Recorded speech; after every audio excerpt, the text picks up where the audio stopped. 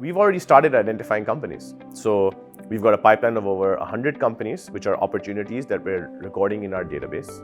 We've put in a very interesting structure where we want to collect as many opportunities in our database as possible, because the more founders we have in our database, guess what? There are more founders we can invite to activities and events that we hold in the future, right? So whether it's access to market events or activities where we're inviting VCs to market to meet the ecosystem on the Endeavor programs, when it's founders that we bring to market that are either vertical specific, industry specific, functional specific, to market to interact one-on-one with founders and learn and develop, build networks, build relationships, right? All of these things could lead to investment, board roles, acquisitions for new market entry. But we want to enable that, right? So we're going to be doing that. And the best way to include more and more founders is to have the largest database possible. So we're building a large database. From that database, every quarter, we ask founders in that database to update certain metrics. From those metrics, we identify a ranking of companies that we think are ready for Endeavor based on size and scale and speed of growth and team size and so on. And then we put them through our 4-stage interview-based selection and due diligence process, right? And those that aren't ready for that are still in our pipeline to engage for further activities. So we've selected our first company, which is Bazaar. We've got 2 Endeavor entrepreneurs, amazing company, amazing founders. Great to mention one fact that as a non-profit rules-based fund and organization that only cares to impact and grow the best entrepreneurs, we don't have issues with conflict. So as we've selected Bazaar today, tomorrow we can select different competitive businesses in the same market, whether it's Tajir or Retailo or Dastgir, doesn't matter.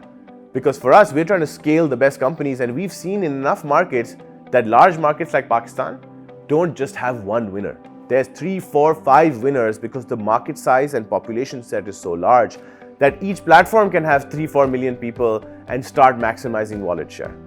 So we've seen that, and therefore we're going to be open to looking at multiple competitive businesses because we want to support as many founders as we can. But Bazaar is our first Endeavor entrepreneurs from Pakistan.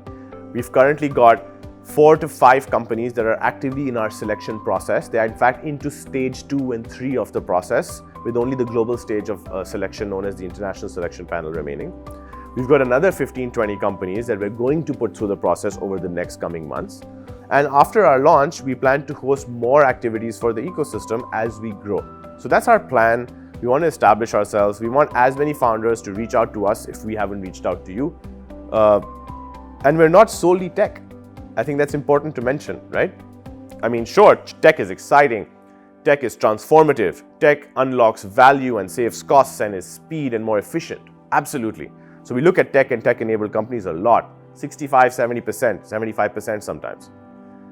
But we also look at non-tech, because for us, it's about entrepreneurs and scalable organizations, right? So if you talk about the traditional businesses in Pakistan that we've seen over the last 5 or 10 years, in food, in retail, I mean, these are all legitimate companies we can look at, right? So I'm talking about the Khadis and Sana Safinazes of this world.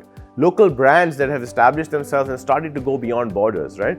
I'm talking about food brands. Then when you talk about the Shan Foods and the Lal's chocolates and the Lush Crush ice creams, these are home entrepreneurs that started from a kitchen and then built a storefront and then have now multiple locations. These are exciting stories. We want to help these stories scale.